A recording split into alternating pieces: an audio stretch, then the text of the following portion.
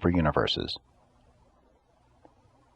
Nebulae vary greatly in size and in the resulting number and aggregate mass of their stellar and planetary offspring. A sun-forming nebula just north of the borders of Urantia, but within the superuniverse space level, has already given origin to approximately 40,000 suns, and the mother wheel is still throwing off suns, the majority of which are many times the size of yours. Some of the larger nebulae of outer space are giving origin to as many as 100 million suns. Nebulae are not directly related to any of the administrative units, such as minor sectors or local universes, although some local universes have been organized from the products of a single nebula. Each local universe embraces exactly one 100,000th part of the total energy charge of a superuniverse, irrespective of nebular relationship, for energy is not organized by nebulae, it is universally distributed. Not all spiral nebulae are engaged in sun-making.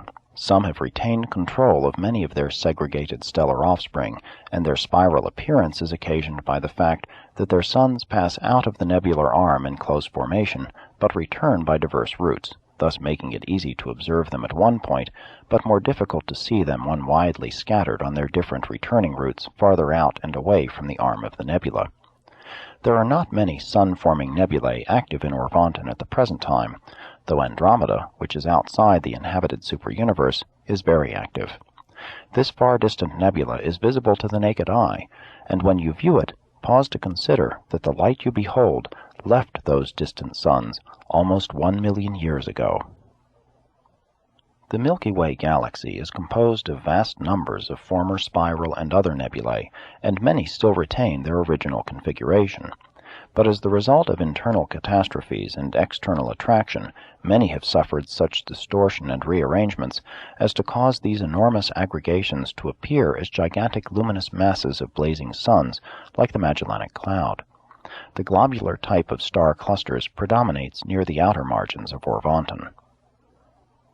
The vast star clouds of Urantia should be regarded as individual aggregations of matter, comparable to the separate nebulae observable in the space regions external to the Milky Way galaxy. Many of the so-called star clouds of space, however, consist of gaseous material only. The energy potential of these stellar gas clouds is unbelievably enormous, and some of it is taken up by nearby suns and redispatched in space as solar emanations. 5. The origin of space bodies.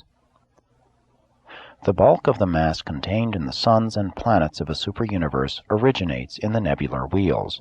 Very little of superuniverse mass is organized by the direct action of the power directors, as in the construction of architectural spheres, although a constantly varying quantity of matter originates in open space. As to origin, the majority of the suns, planets, and other spheres can be classified in one of the following 10 groups. 1. Concentric contraction rings. Not all nebulae are spiral. Many an immense nebula, instead of splitting into a double star system or evolving as a spiral, undergoes condensation by multiple ring formation. For long periods, such a nebula appears as an enormous central sun surrounded by numerous gigantic clouds of encircling ring-appearing formations of matter. 2. The world stars embrace those suns which are thrown off the great mother wheels of highly heated gases. They are not thrown off as rings, but in right and left-handed processions. World stars are also of origin in other than spiral nebulae. 3. Gravity explosion planets. When a sun is born of a spiral or of a barred nebula, not infrequently it is thrown out at a considerable distance. Such a sun is highly gaseous, and subsequently, after it has somewhat cooled and condensed, it may chance to swing near some enormous mass of matter, a gigantic sun or a dark island of space. Such an approach may not be near enough to result in collision, but still near enough to allow the gravity pull of the greater body to start tidal convulsions in the lesser, thus initiating a series of tidal upheavals which occur simultaneously on opposite sides of the convulsed sun.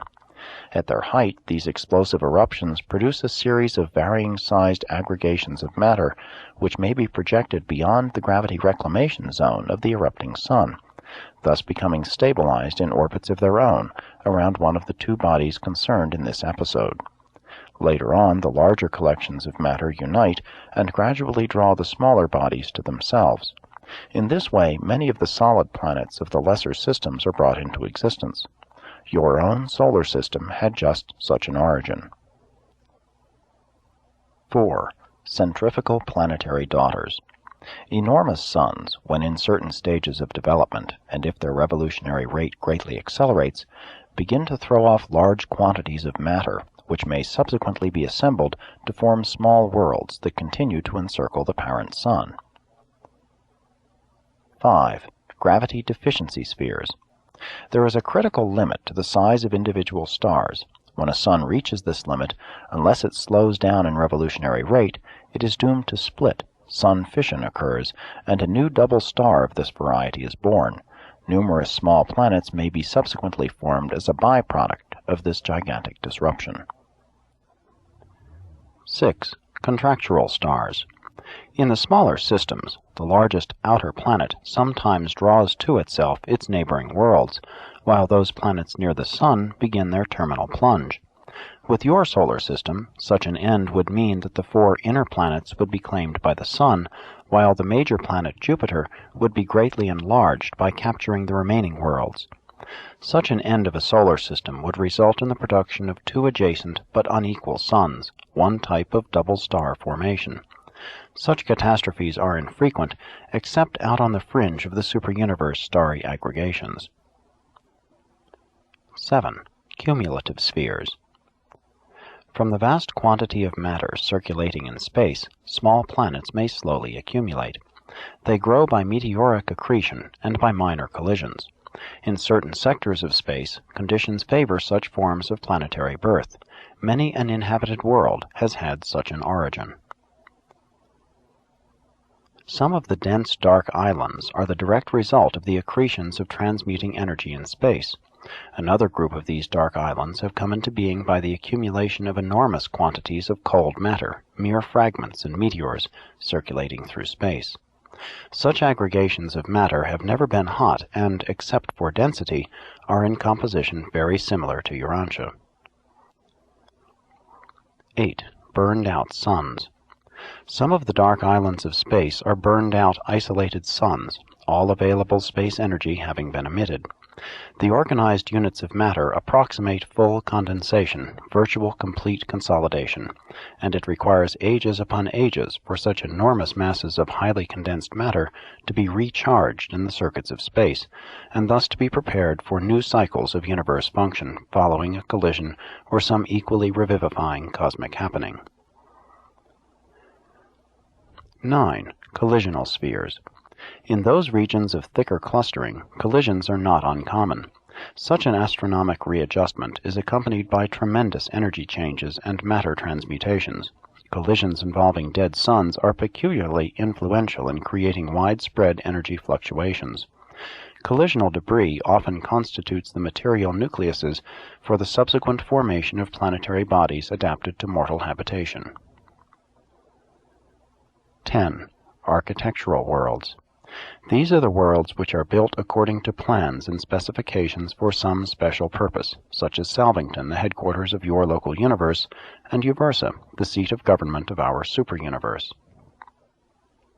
There are numerous other techniques for evolving suns and segregating planets, but the foregoing procedures suggest the methods whereby the vast majority of stellar systems and planetary families are brought into existence. To undertake to describe all the various techniques involved in stellar metamorphosis and planetary evolution would require the narration of almost 100 different modes of sun formation and planetary origin. As your star students scan the heavens, they will observe phenomena indicative of all these modes of stellar evolution, but they will seldom detect evidence of the formation of those small, non-luminous collections of matter which serve as inhabited planets, the most important of the vast material creations. 6. The spheres of space. Irrespective of origin, the various spheres of space are classifiable into the following major